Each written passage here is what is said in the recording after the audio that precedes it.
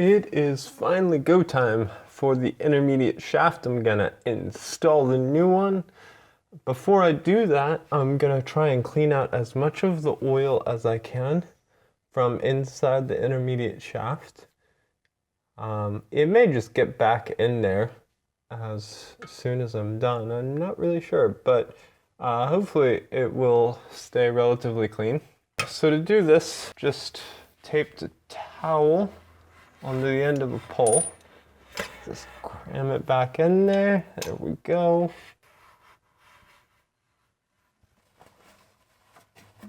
My next step is to heat this with a heat gun. This is probably an optional step. The idea here is that if the intermediate shaft is a little bit on the warm side, the metal will expand somewhat.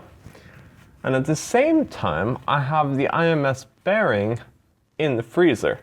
So the freezer will make the metal contract slightly. So the bearing will be smaller slightly, and the shaft will be larger slightly, and hopefully this will help me drive the new bearing in.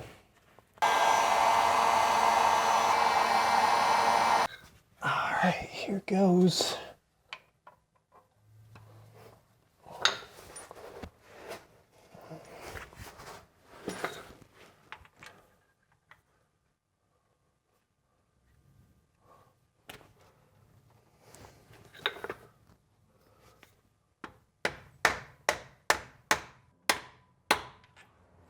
So I just used a bearing and race driver that I rented from a local auto parts place.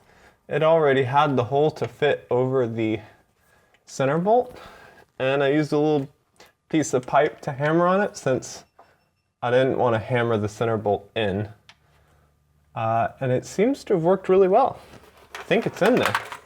I had to get this special locking ring to install the IMS bearing. The original dual row had this on the bearing itself, but this one, since the bearing is going in a little bit later, I'm gonna put this on next. So this is something that was kind of hard to find. I found that at a local supplier and had to modify it slightly.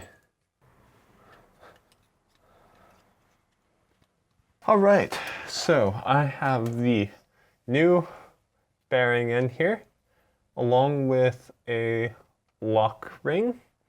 So it's time to put the flange on. But I'm also going to clean out these bolt holes a little bit before I continue.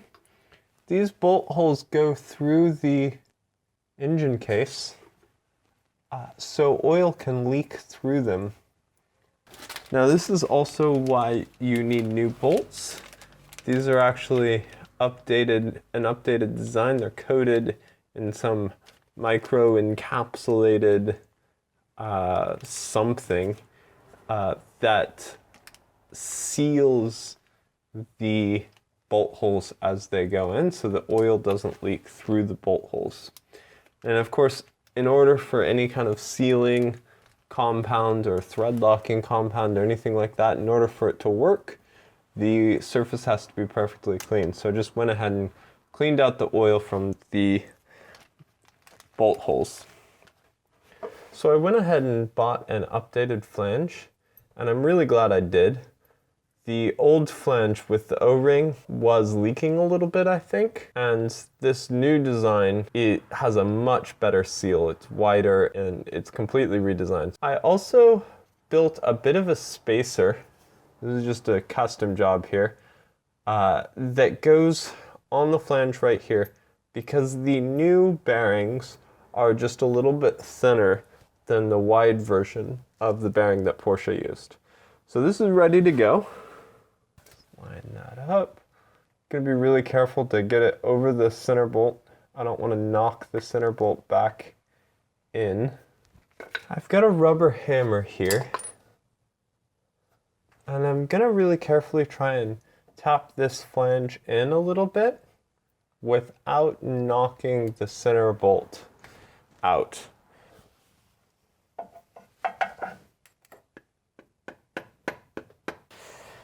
Looks like the flange went in there pretty easily, and I think I've got enough thread on here that I can thread on my center bolt. Yeah, there we go. I'm just going to put that on there just like that, just so that I don't lose the center bolt, because if it drops back behind, then I got to take everything off to get it out. All right, with the center bolt started there and the flange started in the bore, I can go ahead and put my new bolts in. These bolts are an updated design. They have a torque head on them, and they're micro-encapsulated to help them seal better. So you should definitely buy these bolts. They're cheap, and they're superior to the ones that came off of it. If you're using a kit, it probably already has or should already have these bolts. If it doesn't have the updated bolts, then it's probably not a very good kit. So the new bolts use a torque head. These are Torx E10 bolts. Now, as you're tightening these, just tighten them evenly, because that will pull in the flange.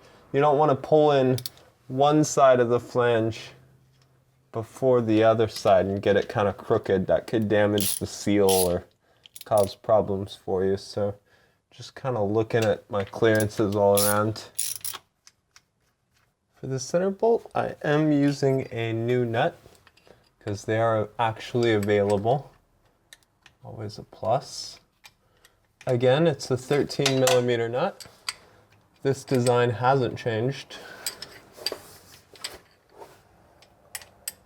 If you have the fortune of a new and upgraded center bolt, then the nut is probably different, so take that for what it's worth.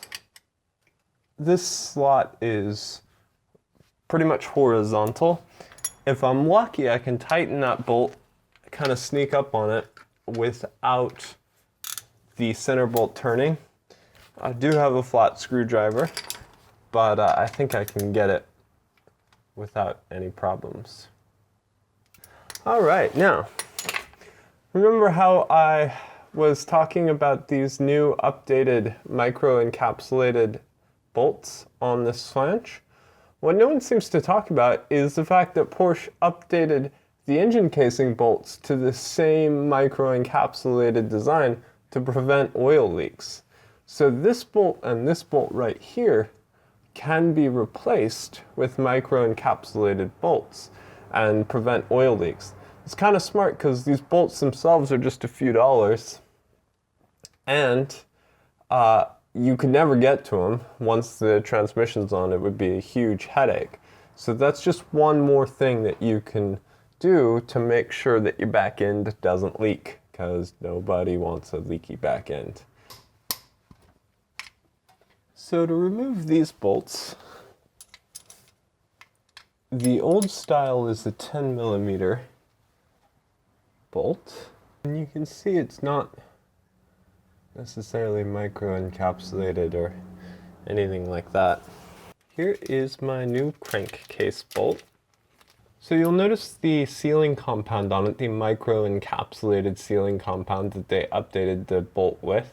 And you'll also notice that it's a Torx head, the E10 Torx head that is the same as these bolts. They've kind of upgraded the design of everything there.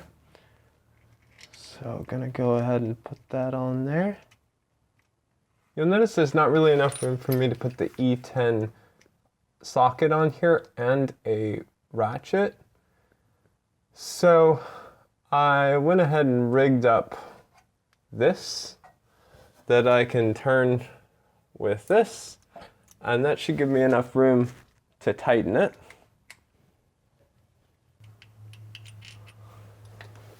I want to clean out these